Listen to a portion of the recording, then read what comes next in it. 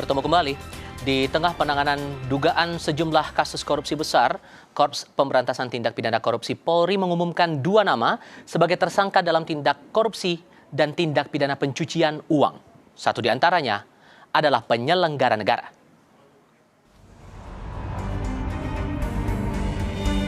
Dua tersangka akhirnya diumumkan oleh Korps Pemberantasan Tindak Pidana Korupsi Polri setelah sebelumnya penyidik melakukan penggeledahan di 12 lokasi dan menyita berbagai barang bukti, mulai dari emas batangan, uang tunai dalam rupiah maupun mata uang asing, serta sejumlah aset lain dalam dugaan kasus suap, gratifikasi, dan tindak pidana pencucian uang. Polisi tidak memberikan nama lengkap kedua tersangka, namun hanya berinisial DA dan FA, di mana FA merupakan penyelenggara negara. Dalam konferensi pers bersama dengan Komisi 3 DPR RI dan Kejaksaan Agung, polisi menyebut baru DR yang telah ditahan di Rutan Polda Metro Jaya sejak tanggal 10 Juli 2026. Kita telah menetapkan 2 tersangka saat ini, yaitu saudara DR yang telah diduga melakukan tindak pidana pencucian uang yang diduga berasal dari tindak pidana korupsi. Kemudian kita juga telah menetapkan saudara FA dalam perkara dugaan tindak pidana korupsi dan atau tindak pidana pencucian uang dalam proses penanganan hukum oleh pegawai negeri atau oknum penyelenggara negara dalam perkara PT Asabri dan atau tindak pidana korupsi lainnya. PLT Jampitsus Rudi Margono menyebut pemeriksaan terhadap tersangka inisial FA yang disebut sebagai penyelenggara negara baru akan dimulai lantaran pihak Kejagung baru akan mempelajari barang bukti, alat bukti, dan materialnya. Belum ada informasi. Untuk pemeriksaan sudah belum Pak? Sudah diperiksa belum sejauh ini? Baru akan dimulai. Baru akan dimulai.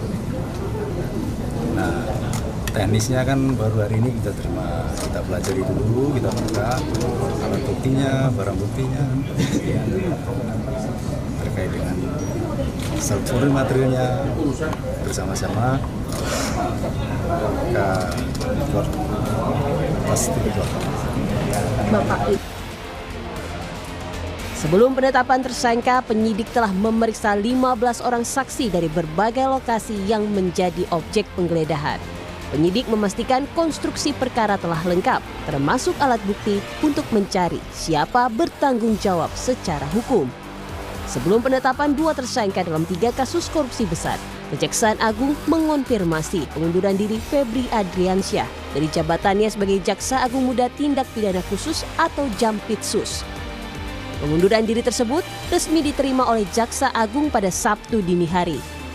Kepala Pusat Penerangan Hukum Kejaksaan Agung Anang Supriyatna menyebut keputusan tersebut merupakan langkah strategis untuk menjaga marwah institusi di tengah proses hukum yang sedang berjalan.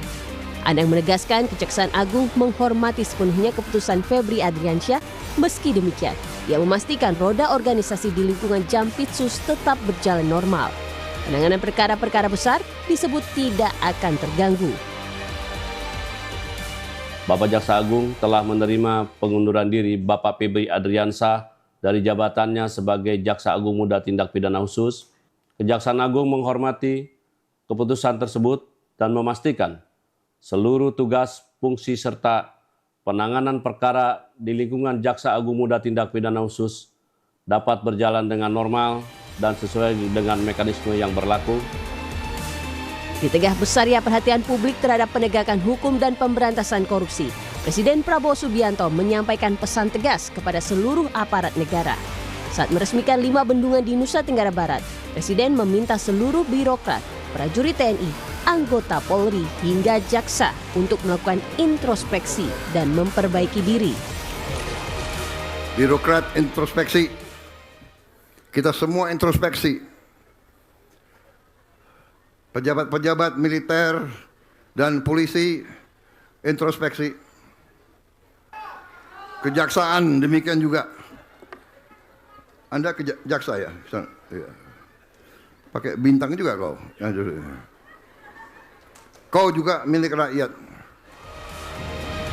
Presiden menegaskan rakyat tidak menghendaki korupsi dibiarkan. seluruh pejabat negara wajib memegang amanah rakyat dan wajib menjaga kepercayaan yang diberikan. Tim Liputan, Kompas TV.